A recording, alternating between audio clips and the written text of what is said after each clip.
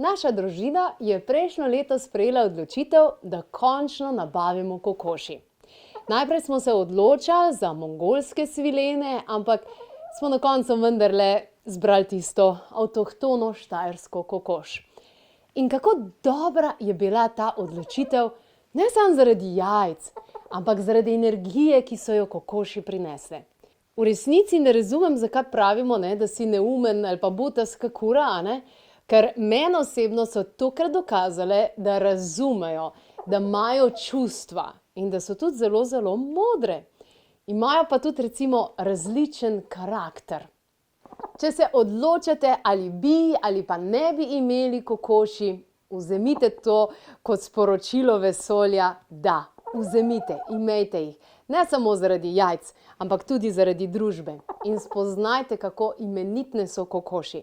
Če ne druga, vam bodo pokazale, kdaj je treba iti spat.